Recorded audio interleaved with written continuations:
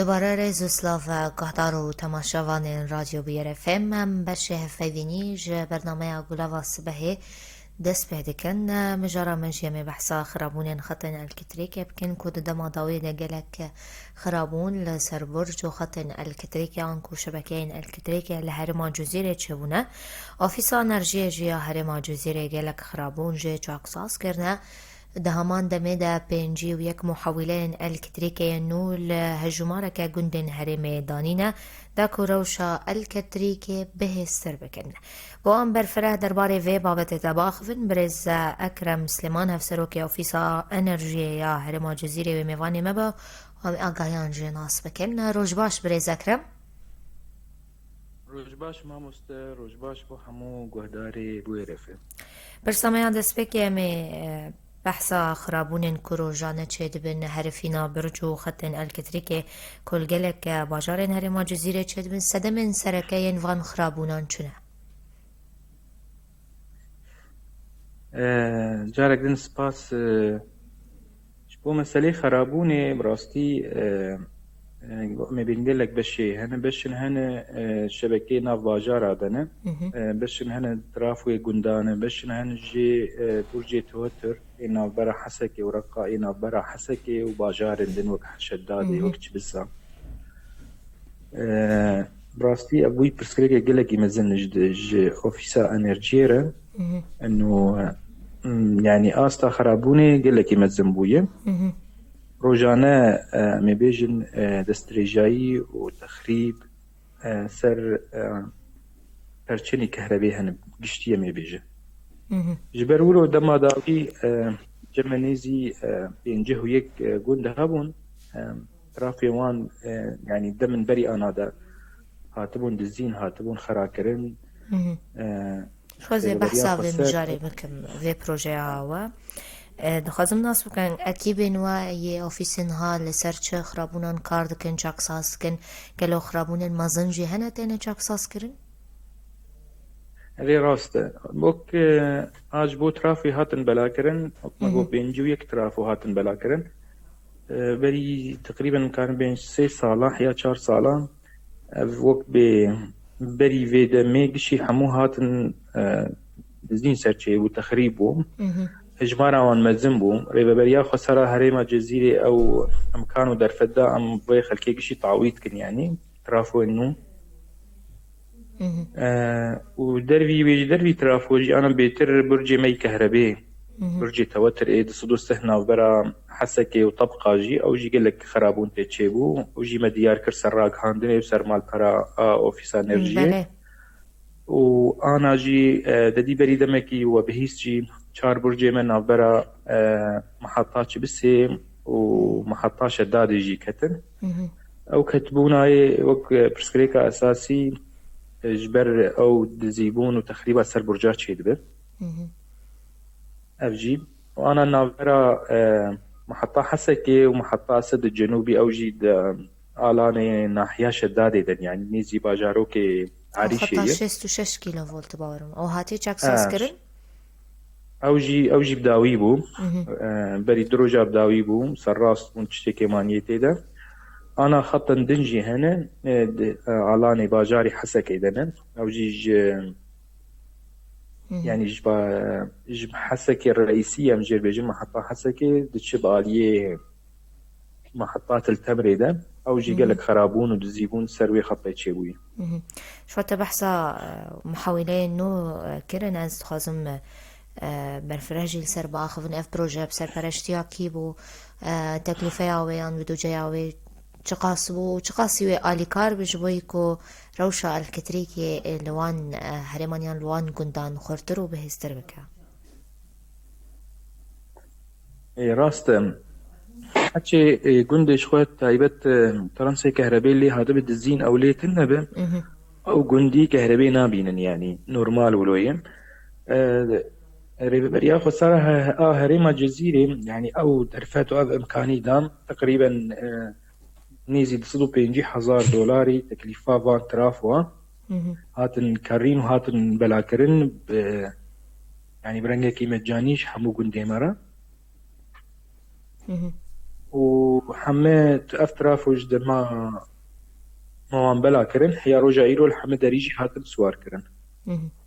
باشا جبو خرابونين هيين كون هال سر چاكساس كن يان نون چاره سرت كن چقاسا دم بيويستكو بداوي ببن. براستي مسائل يعني تخريبي روجانه هي يعني انا ايروجي انا ورشني مهنه سرخطن كهربية شغلن روجانه خرابون تشيد بدسكي باجاري حسكي تايبت بيتر نسبة الور مزنه يعني شبكة كهربية ده طرنسي دزكي باجير ده روج درباس نابه الا ما يعني خرابونك هيد شبكة كهربية. بس جبوان بويرين كوچيت بن يندزيين خراكرنه هون وكي اوفيس چت كارن بكن هروها خباتن ودفي آلي دا كون روشي كنترول بكن. اي راست مثلا جبود زيبونا ترافوي اي قندام ما وك اقاهي دا حمكو مينو مجالس يخوا انو وان ترافي خواوي بباريزن وان الحين كن برجي اي كهربين بوني كاري من جور بياكن اوي بخن عردين ووقع فصكي الدوراوي تفصيل كن بو آسيبن افج بو ترافي قندام اي برجي توتر براستي يعني تدي الجغرافيكي تيبلا كرن قلكي فريين يعني باراستنا يقلكي زحمته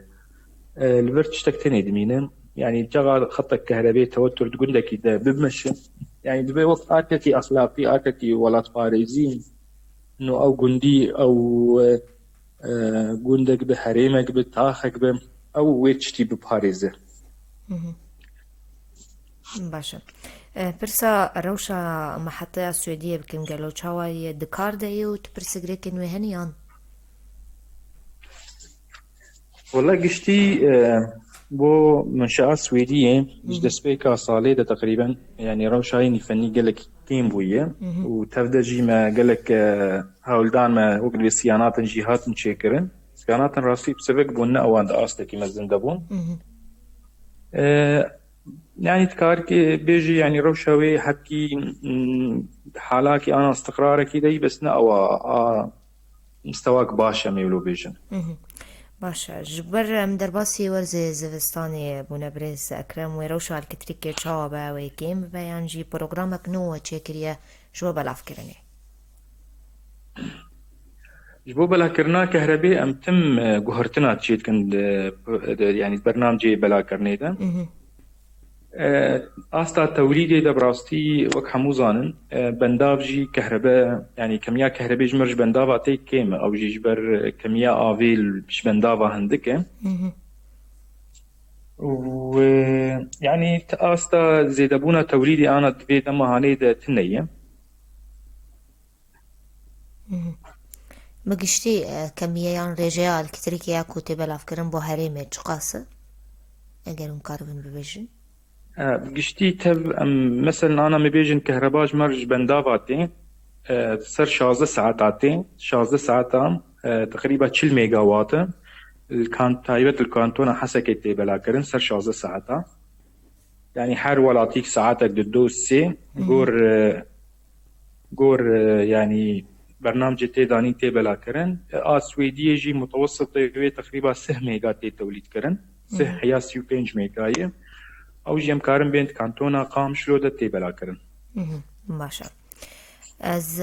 برسا داوي بكم بروجين وواكا اوفيسا انرجية هرما جزيرة بو خورد كرنو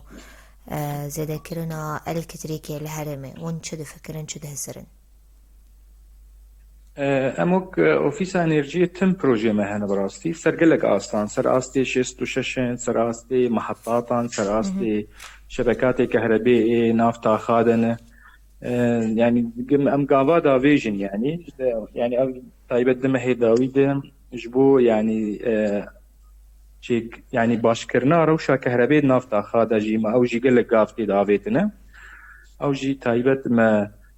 يعني افتراف وينو زكي باجارة دا آفات كنو قامشلو ددونه دربيسكي يك حسكي ددونه قركي لقي ددوم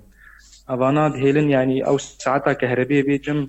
ولاتي او ساعتك يعني او كهرباء قنجبي يعني توتري نظامي بن بيقود كرن بن بيقود سكريك بن جبو آستا توليدي براستي حكي